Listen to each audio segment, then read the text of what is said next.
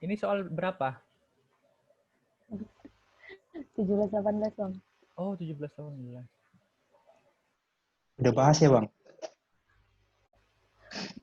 Kirain 2016-17.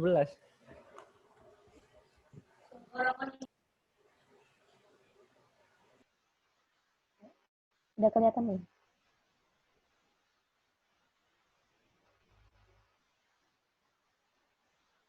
Apakah sudah terlihat? Kelihatan. Bahas bareng aja yuk. Yuk. Yuk. Kuy. Unmute aja, unmute.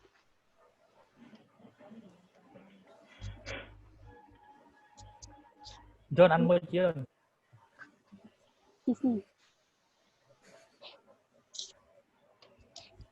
Biar kalau ada yang mau ditanya langsung potong aja. Saya sambil makan ya. Oke, Ru. Oke, lanjut. Ayo. Pilihan ganda ya. Yang merupakan subjek pajak badan adalah ini kan ada tuh yang subjek pajak badan yang dikecualikan dari subjek pajak itu yang pemerintah, punya pemerintah. Nah, itu syaratnya ada ini ya. Nih, badan yang didudukan atau bertempat kedudukan di Indonesia kecuali dari badan pemerintah yang pembentukannya berdasarkan ketentuan perundang-undangan, pembiayaannya bersumber dari APBN, penerimaannya dimasukkan dalam anggaran pemerintah pusat atau daerah, sama pembukaannya diperiksa sama BPK. Nah, itu bukan subjek pajak badan. Berarti di sini yang TVRI kan dia harusnya bukan kan ya? Iya, TVRI bukan. TVRI juga bukan, karena dia dibentuk berdasarkan undang-undang, terus penerimaan sama pembiayaannya masuk ke kas negara. Berarti TVRI juga bukan. SMP Negeri 1 juga bukan. Berarti yang benar yang BI.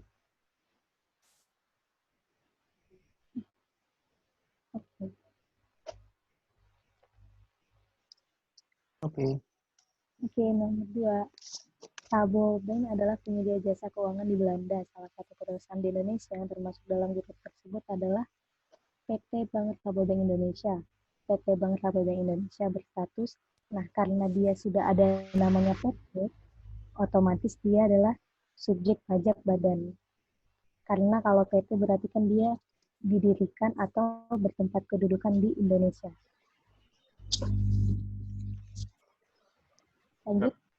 Lanjut. Nurul. Ya Bang, gimana? Kalau Belandanya itu apa? Pengecohnya gimana itu?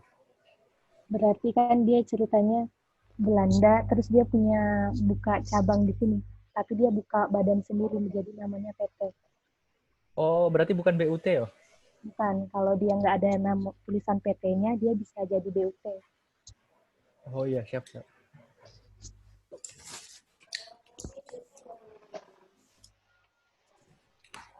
Nomor 3. Pada tahun 2015, PT AGC membagikan dividen sebesar 1 M kepada PT Sukses. Pemegang pemegang saham 70% PT ABC. Perlakuan atas pembagian dividen tersebut adalah apa nih? Berarti Iya. yang bukan merupakan objek PPh. Kenapa? Karena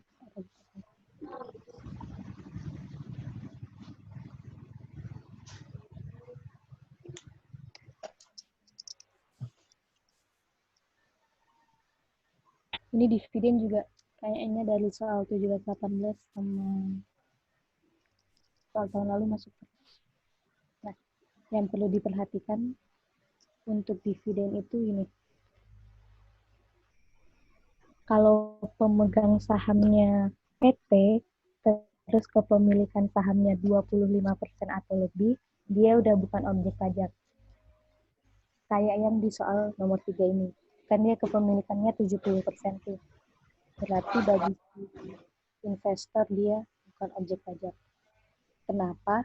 Karena kalau kepemilikan di atas 25% itu berarti dianggap dia sudah memiliki perusahaan tersebut.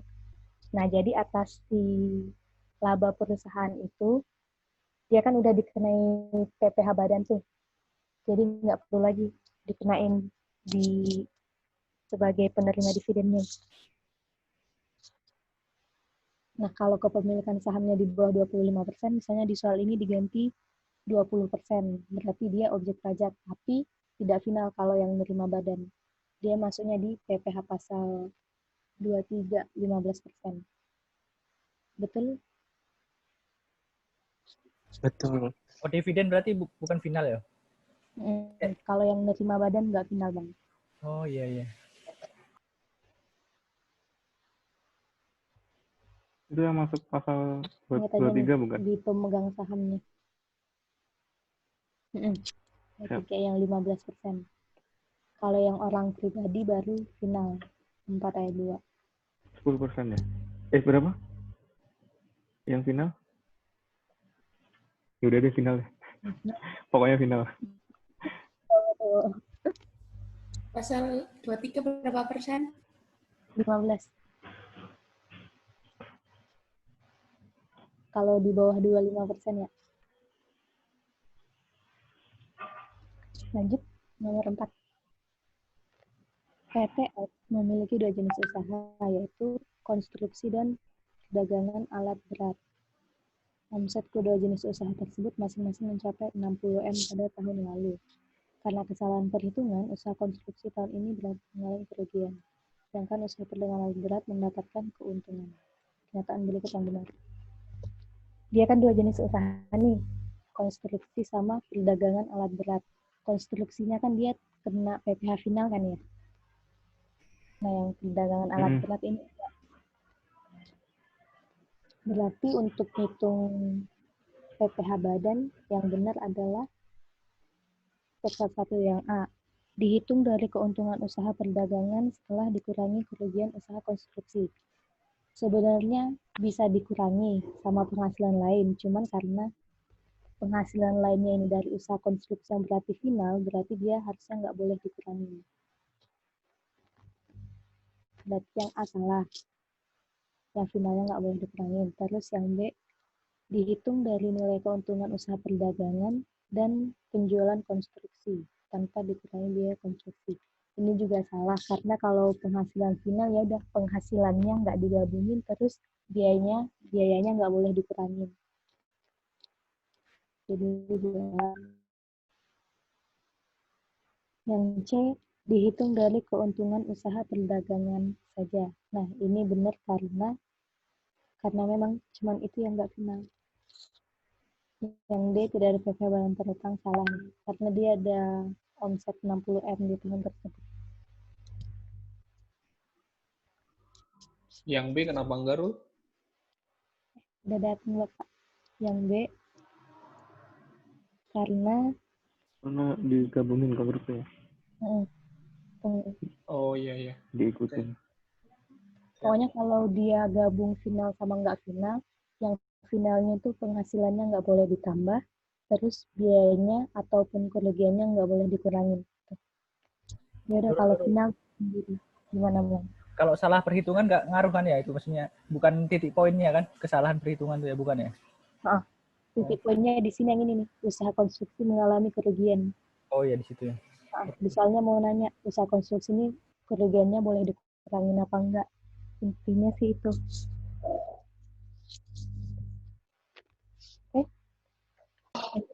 Oke. Nurul. Gimana Mbak? Kalau misalnya konstruksinya untung, penghasilannya juga nggak boleh dimasukin berarti ya? Nggak boleh. Ya, kalau final selesai di dia aja. Kalau dia untung langsung kena PPh final, udah selesai, nggak ditambahin ke yang non final. Berarti dipisah ya, Rul ya, antara penghasilan yang tarif umum sama final kan? Dipisahin.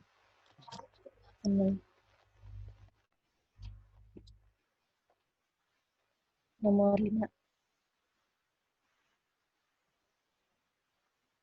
Besarnya tarif PPh Badan tahun 2017 adalah 27% bagi WP dalam negeri dengan peredaran usaha selama 1 tahun lebih dari 250 M.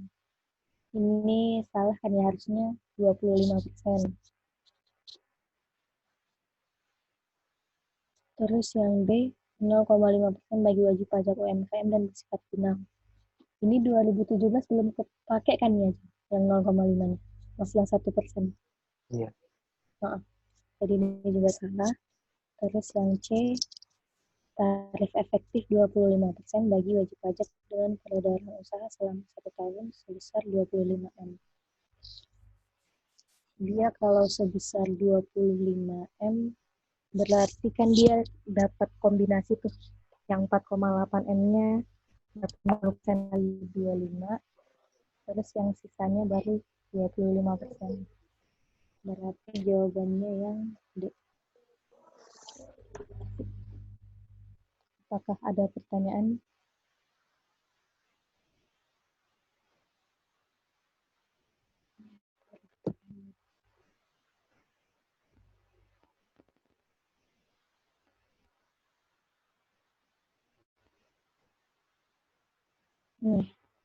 Yang C kenapa salah kan? Untuk penghasilan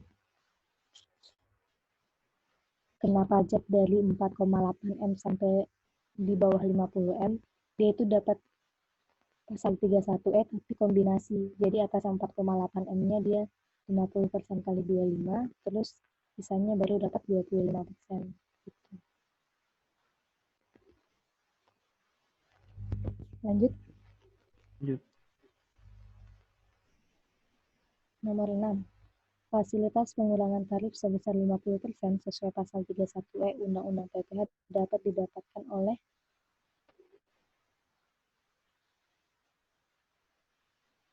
ini kalau oleh PP di slide-nya.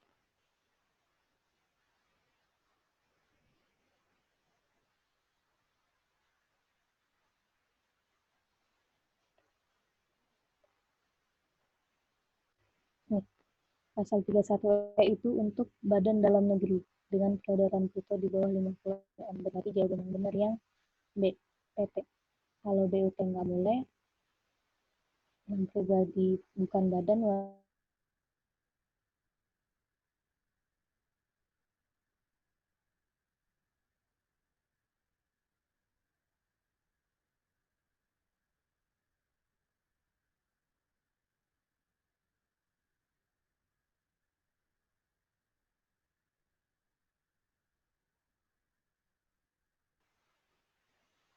ini enaknya kita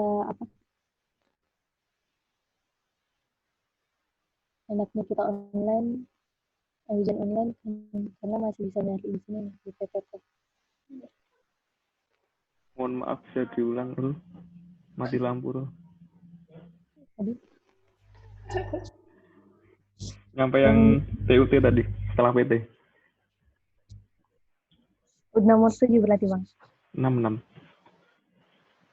Tadi gimana? Nomor 6. Fasilitas pengurangan tarif 50% sesuai pasal 31 Undang-Undang PPh dapat didapatkan oleh, kalau kata-kata di pasal 31-nya, itu tuh pasal 3 semua badan dalam negeri.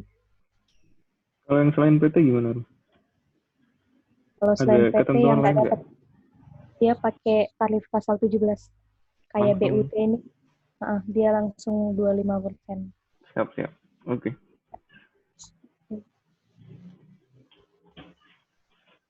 Terus yang nomor 7, itu jawabannya di slide ini. Cek 11 berarti bisa didapatkan oleh seluruh jenis atau bentuk wajib pajak badan. Dia salah karena yang boleh dapat pasal 17 ayat 2B ini cuman ini. PT yang melakukan penawaran umum saham sesuai dengan ketentuan peraturan perundang-undangan di bidang pasar modal, berarti yang A salah. Terus yang B, paling sedikit 30% dari jumlah keseluruhan saham yang disetor dan dicatat dicatat untuk diperdagangkan di BI. Ini salah juga karena yang benar di undang-undangnya itu 40%. Terus yang C, saham dimiliki paling sedikit oleh 300 pihak. Ini ya, benar nih. Karena di poin B-nya benar 300 pihak. Yang D, masing-masing pihak yang memiliki saham dapat memiliki saham wajib pajak sebesar 6%. Salah, karena yang benar 5%. Ini lihat di slide tadi. Nurul, Gimana, Bang? maksudnya pengurang tarif 5% lebih rendah tuh gimana, Rul? Kalau tarif normalnya kan 25%. Nah, untuk PT yang memenuhi semua syarat ini, untuk PT yang melakukan penawaran saham dan memenuhi syarat A sampai D ini, dia bisa dapat pengurangan 20%. Jadi tampilannya sekali tarif 20, bukan 25. Tapi harus dipenuhi semuanya. Itu.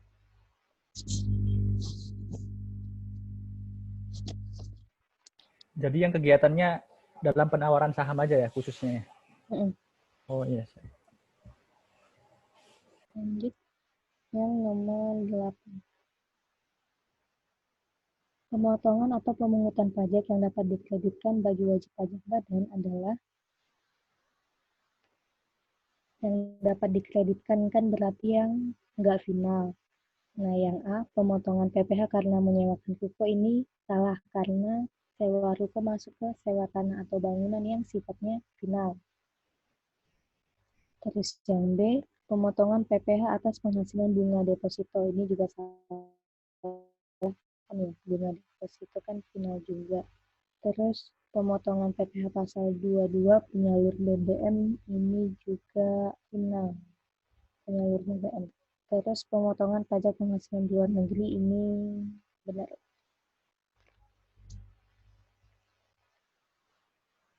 Ada pertanyaan?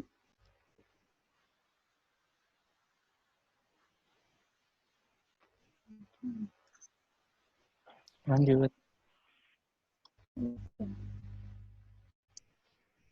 Nomor 9. Ini. PT ABC berkedudukan di Bintaro pada tahun 2017 mendapatkan kerugian dalam negeri. Rugi dalam negeri 6M dan keuntungan di Suriname sebesar 30M. Keuntungan luar negeri 30. PPh terutang PT ABC sebesar 6M. Pemotongan pajak di Suriname sebesar 10M. Produk pajak luar negeri yang dapat diakui adalah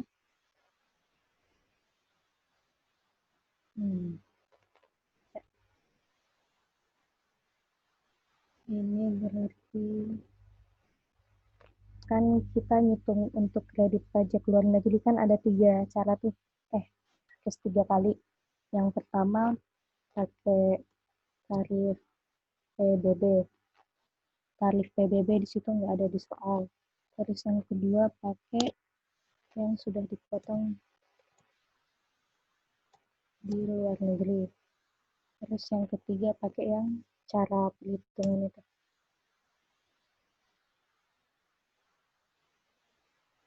Cara perhitungannya kan penghasilan dari luar negeri itu berarti 30M dibagi penghasilan kena pajak ya. penghasilan kena pajaknya itu berarti total penghasilan dalam negeri sama luar negeri. Kelebihan di dalam negeri.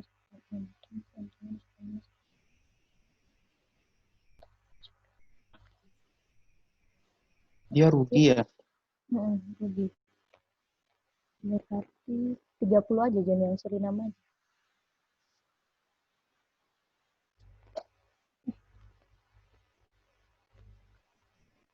Kalau PHKP-nya berapa tuh ya? 30 tetap. Itu 24. Kerugian luar negeri nggak boleh dikurangi ya. Dalam negeri sih ya. PHKP-nya berarti 24 ya. 24 ya. Terus PPh hutangnya berapa tuh? 6M. 6. Mm-mm. Berarti ini sama dengan Suriname dibagi total PHKP dikali PPh terhutang 7,5.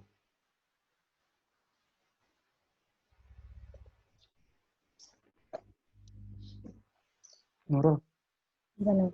ini kan dia karena PHKP-nya lebih kecil daripada penghasilan yang disuruh namanya, berarti yang kita pakai tetap ini kan, yang 6M-nya bukan yang 7,5M.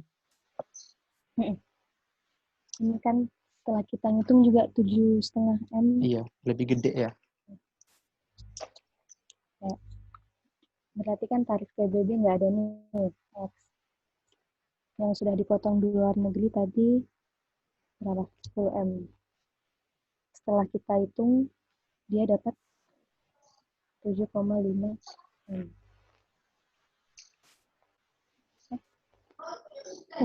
Nggak terhitung sebesar 6M.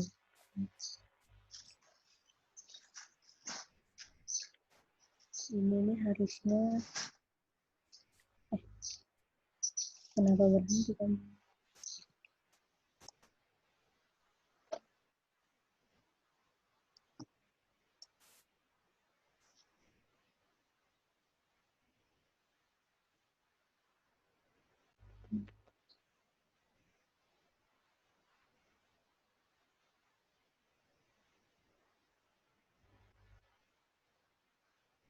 Oh ini Din karena penghasilan kena pajaknya lebih kecil dari penghasilan luar negeri ya. Iya. Jadi PPh terhutang ya.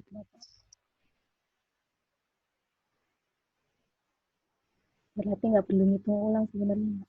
Ini screen-nya belum nampil atau gimana? Ya maaf, aku berhenti kan.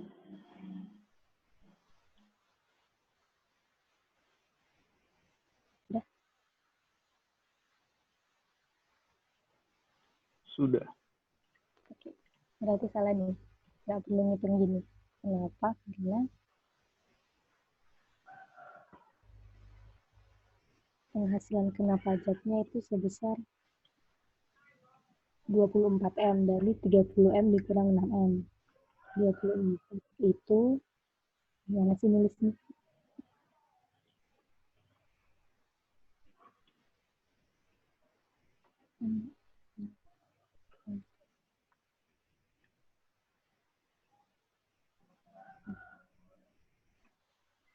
Penghasilan kena pajaknya kan sama dengan 30 M dikurangi kerugian dalam negerinya 6M. Jadi sama dengan 24M.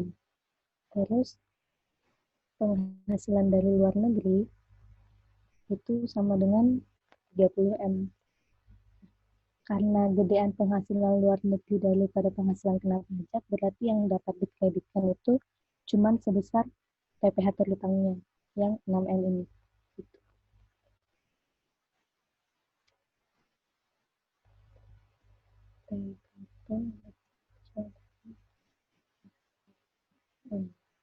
Itu sama dengan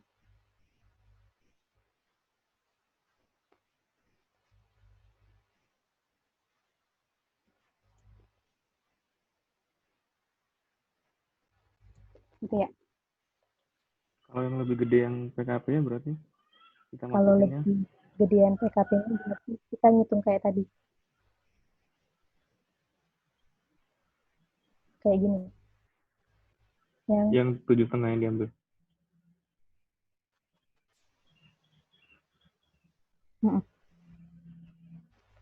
Tergantung yang mana lebih kecil. Nah, yang 7,5. Lebih kecil antara mana, Ruh? Antara 3 ini. Jadi kan kalau PP luar negeri itu lihat di soal ada tarif PBB-nya nggak. Kalau misalnya ada, kita coba hitung pakai tarif PBB. Misalnya nih ya di soal tarif untuk keuntungan di luar negeri itu tarif PBB-nya 10%. Berarti dia dipotong harusnya 3M ya. Keuntungan kali 10% 3M.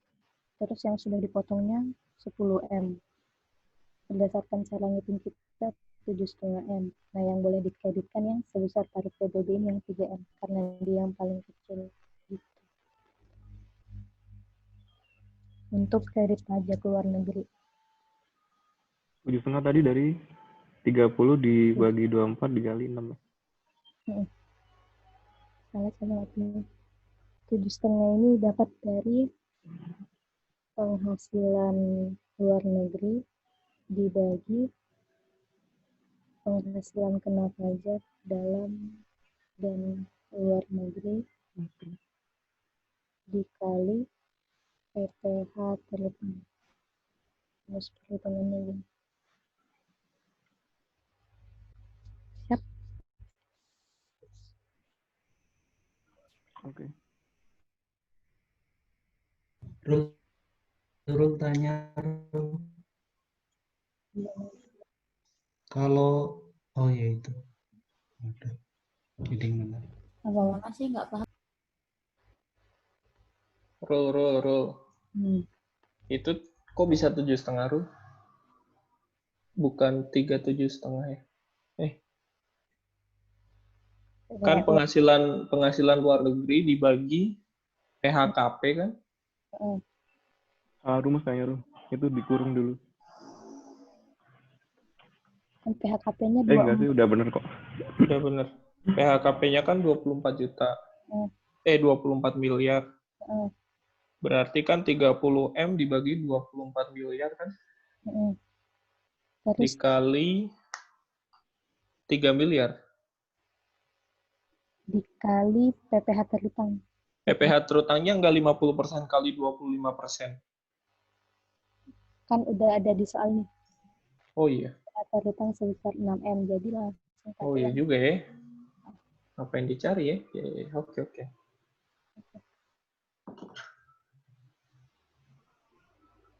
Tadi yang pertanyaan yang Mbak Sinta, kenapa sebesar 6M? Karena logikanya gini.